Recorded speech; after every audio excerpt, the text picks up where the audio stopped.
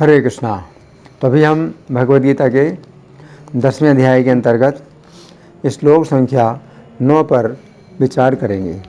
मच्चित्ता मद्गत प्राणा बोधयन्तः परस्परं कथयन्तश्च मां नित्यं तुष्यन्ति च रमन्ति च।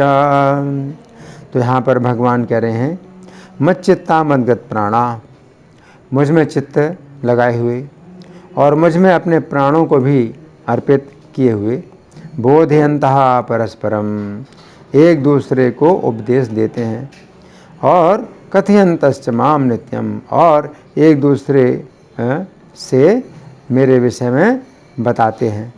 तुष्यन्ति च रमन्ति च, और इसी में ही परम संतुष्टि और आनंद का अनुभव करते हैं।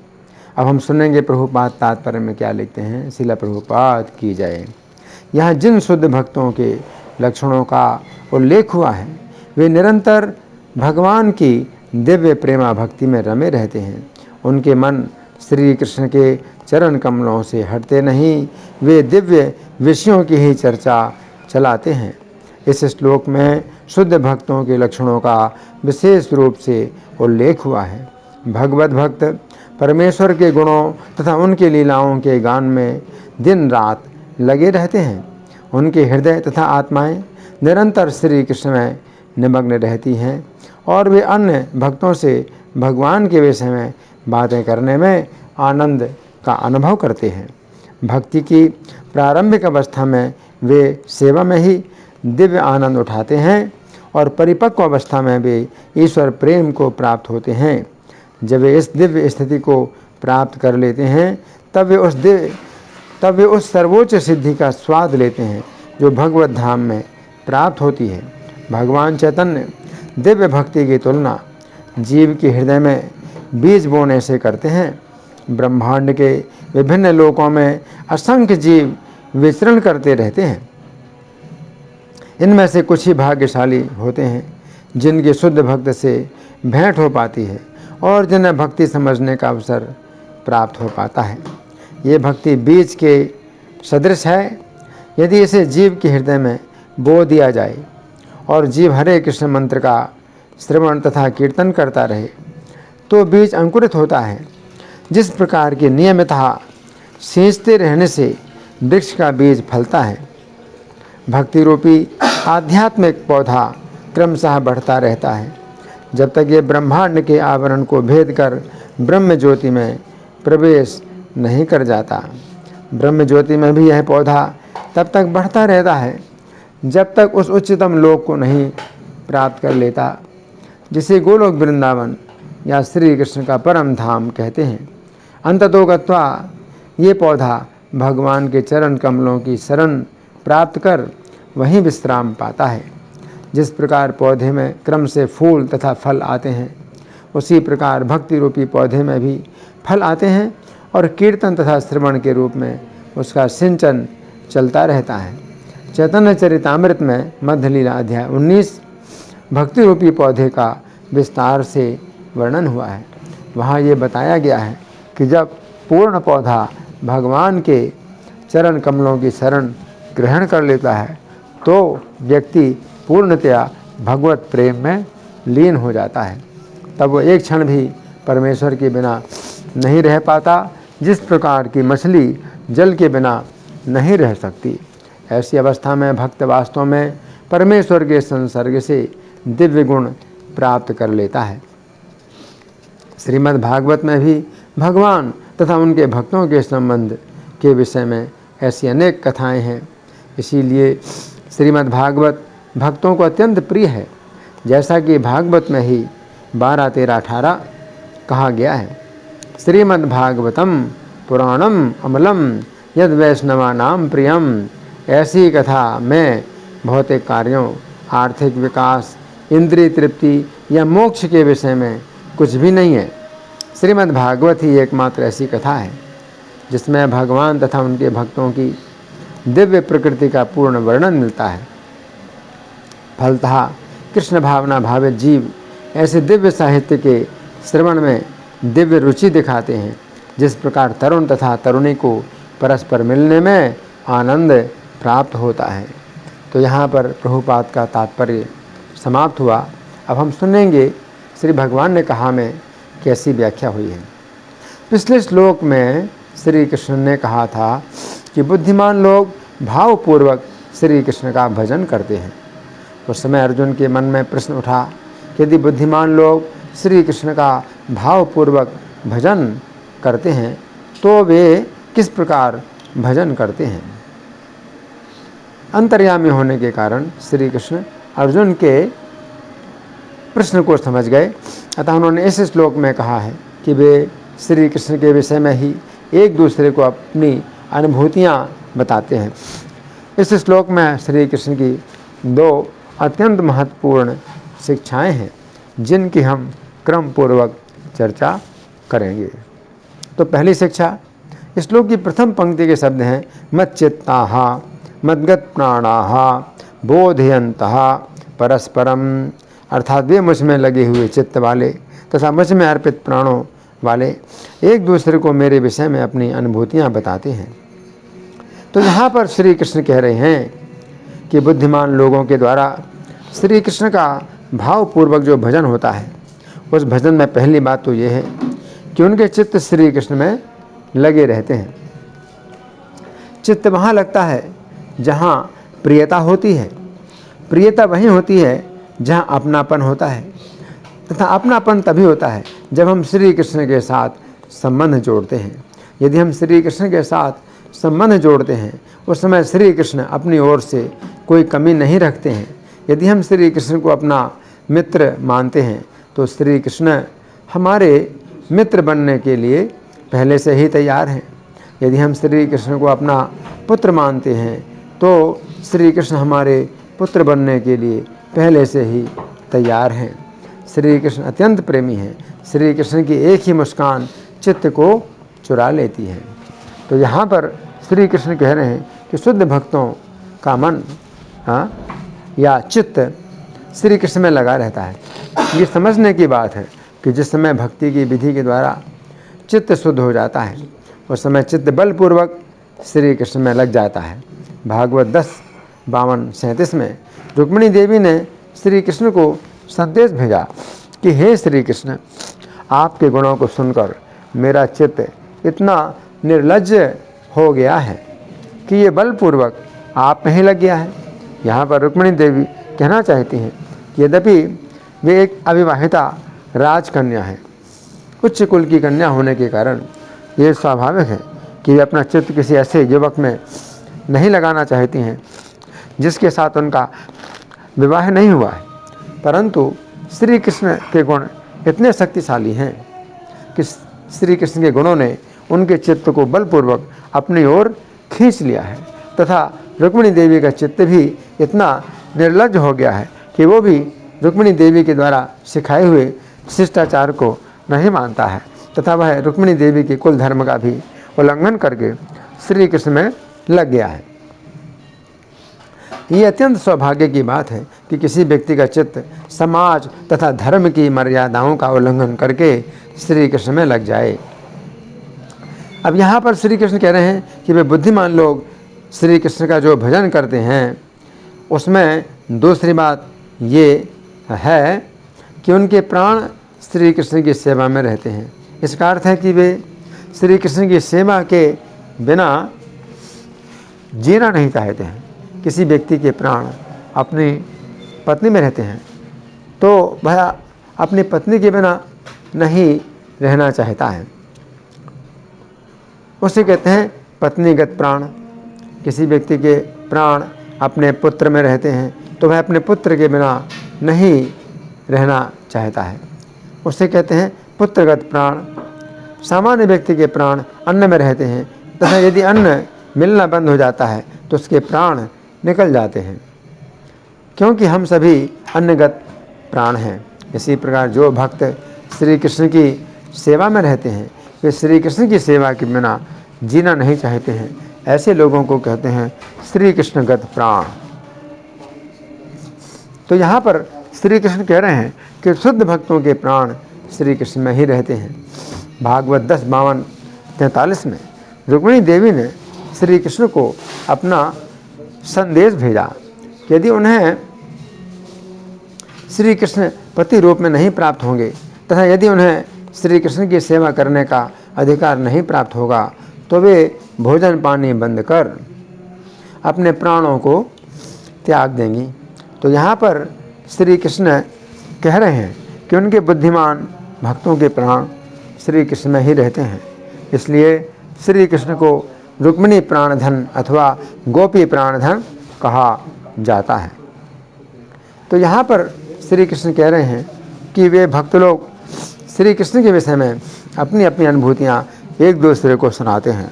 वे एक दूसरे को ही सुनाते हैं, किसी बाहरी व्यक्ति को नहीं सुनाते हैं। ऐसा क्यों? क्योंकि बाहरी व्यक्ति उन अनुभूतियों को नहीं समझ सकते हैं। गीता 18:67 में श्री कृष्ण कहते हैं कि गीता के उस संदेश को जिसमें श्री कृष्ण ने अपनी शरण लेने के लिए कहा है, ऐसे व्यक्ति को नहीं बताना चाहिए जो भक्त नहीं है। उक्त श्लोक के तात्पर्य में श्रील प्रभुपाद लिखते हैं, ऐसे बहुत से लोग हैं जो भगवान से इसलिए द्वेष रखते हैं क्योंकि उन्होंने भगवत गीता में कहा है कि वे परमेश्वर हैं। इति दिनांक 10 दिसंबर 1974 को मुंबई में भागवत के 3:25-42 की संख्या वाले श्लोक पर प्रवचन देते हुए श्रील प्रभुपाद ने कहा था। वे श्री कृष्ण को नहीं जानते हैं कि श्री कृष्ण क्या हैं, इसलिए श्री कृष्ण जिस समय कहते हैं हम सभी धर्मों का त्याग कर श्री कृष्ण की शरण लें, तो हम मूर्ख लोग सोचते हैं कि अरे ये तो बहुत अधिक हो गया। श्री कृष्ण इतने घमंडी हैं कि वे मांग करते हैं कि हम उनकी शरण लें। अरे मैं इतना मूर्ख नहीं हूँ, मैं तो ऐसा नहीं करूँगा। इति तो यहाँ पर श्री कृष्ण कह रहे हैं कि वे बुद्धिमान लोग आपस में ही अपनी अनुभूतियों का वर्णन करते हैं क्योंकि मूर्ख लोग इन बातों का उपहास करेंगे। तो यहाँ पर श्री कृष्ण कह रहे हैं कि बुद्धिमान लोग श्री कृष्ण के विषय में अपनी अनुभूतियों का वर्णन आपस में ही करते हैं क्योंकि मूर्ख लोग उनका उपहास उड़ाएंगे। वे मूर्ख हैं परंतु अपने आप को अत्यंत बुद्धिमान समझते हैं। कुछ वर्षों से लेखक तथा उसके संगियों के साथ भी श्री कृष्ण के द्वारा अनेक कृपापूर्ण घटनाएं हो रही हैं जिनका वर्णन करने के लिए अभी तक 15 पुस्तकें छप चुकी हैं। इन घटनाओं में लेखक का अपना कोई गुण नहीं है।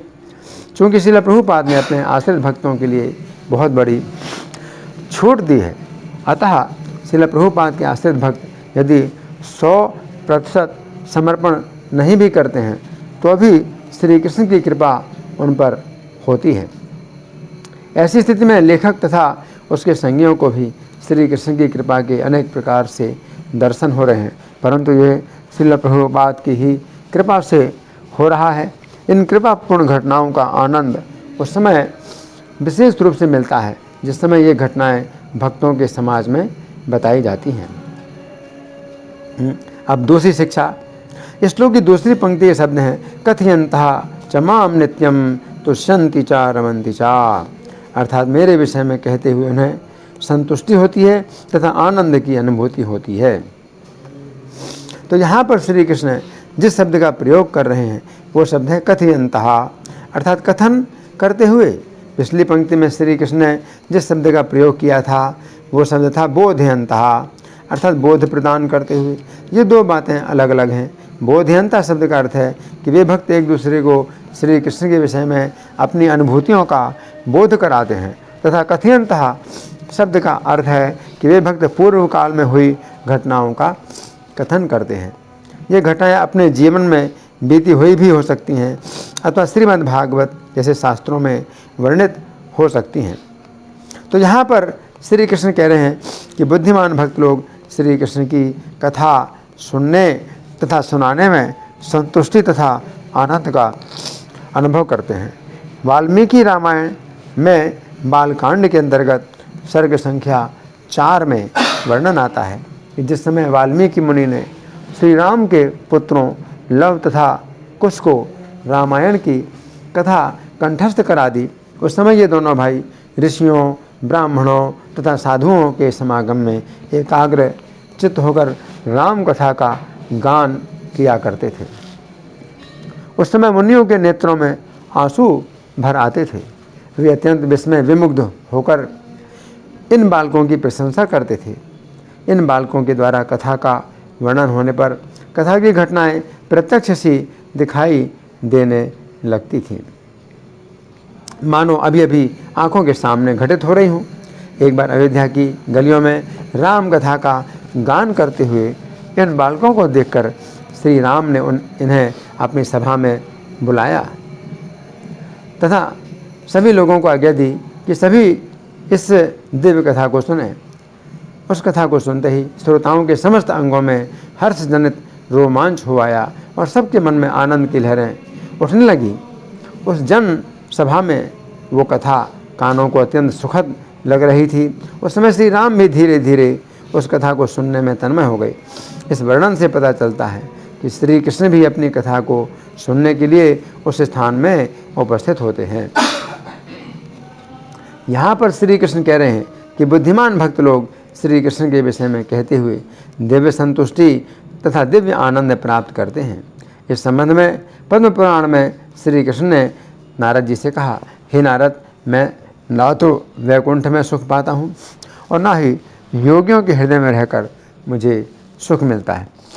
मुझे तो उसी स्थान में सुख प्राप्त होता है जहाँ पर मेरे भक्त मेरी कथा का वर्णन करते हैं। इति भागवत 10:31-9 में गोपियाँ कहती हैं कि हे श्री कृष्ण, आपकी कथा अमृत है, अर्थात आपकी कथा मृत्यु के कष्ट को दूर करती है। आपकी कथा इस संसार में दुखों से तपे हुए लोगों के लिए शीतल वर्षा के समान है। आपकी कथा महान विद्वानों के द्वारा वर्णित होती है। आपकी कथा पापों को नष्ट करती है। आपकी कथा सुनने में मंगलप्रद है। आपकी कथा अत्यंत सुंदर होती है। आपकी कथा अत्यंत विस्तृत है, जिसका कोई अंत नहीं है। जो लोग आपकी कथा सुनाते हैं वही इस जगत को बड़ी वस्तु देने वाले हैं, क्योंकि आपकी कथा इस जगत की वस्तु नहीं है। तो यहाँ पर भगवान वर्णन कर रहे हैं, किन भक्तों का वर्णन कर रहे हैं, जो कि बुद्धिमान हैं। तो श्लोक संख्या 8 में जो भगवान ने कहा था कि इति मत्वा भजन्ते माम बुधा भाव समन्विता, तो बुद्धिमान लोग हैं वो मेरा भजन करते हैं, भावपूर्वक भजन करते हैं। और भावपूर्वक भजन करते हैं तो इसमें क्या होता है कि मदगत प्राणा, उनके प्राण जो है कथागत कृष्ण कथा में लगे रहते हैं, है ना। तो मदगत प्राणा का मतलब है कृष्ण कथा गत प्राणा। जैसे हमारे शरीर है अन्नगत प्राण, है, अगर अन्न ना मिले, भोजन ना मिले तो प्राण निकल जाएंगे। तो इसी प्रकार से जो बुद्धिमान लोग होते हैं तो उनके जो प्राण होते हैं वो कृष्ण कथा में ही रमते हैं। उनके प्राणों को सुख नहीं मिलता और किसी प्रकार से जब तक कि कृष्ण कथा वे नहीं सुनते हैं। तो बोधयन्तः परस्परम, बोधयन्तः परस्परम का मतलब अपनी अनुभूतियाँ सुनाते हैं, एक दूसरे को अपनी अनुभूतियों का बोध कराते हैं।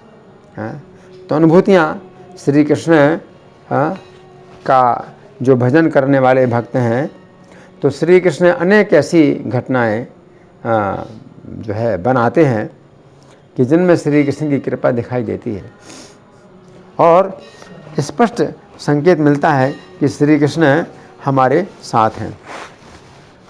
तो श्री कृष्ण ऐसे बहुत से संकेत प्रदान करते हैं कि वे हमारे साथ हैं अगर हम शुद्ध भाव से भजन करते हैं। तो ये संकेत श्री कृष्ण के द्वारा जो हमें प्राप्त होते हैं, तो इनसे पुष्टिकरण होता है कि हम भजन कर रहे हैं, जो भी भजन कर रहे हैं वो सही दिशा में हो रहा है। तो ये जो पुष्टिकरण है वो श्री कृष्ण ही कराते हैं। तो बोधयन्तः परस्परम, और परस्परम का मतलब है एक दूसरे को ही बोध कराते हैं अपनी अनुभूतियों का। तो जो दूर के लोग होते हैं, जो बाहरी लोग होते हैं, तो वो इन बातों को समझ नहीं सकते। बोधयन्तः परस्परम कथयन्तस्य माम नित्यम, और कथयंतश्च माम नित्यम का मतलब है कथन करते हैं। एक तो एक दूसरे को बोध कराते हैं और दूसरी बात है कि एक दूसरे से कथन करते हैं माम नित्यम, तो कृष्ण के बारे में ही कथन करते हैं। और तुष्यन्ति च रमन्ति च, इसी में ही संतुष्ट होते हैं, इसमें आनंद भी प्राप्त करते हैं। तो ये जो है भक्तों का वर्णन भगवान इस प्रकार कर रहे हैं। धन्यवाद। हरे कृष्णा।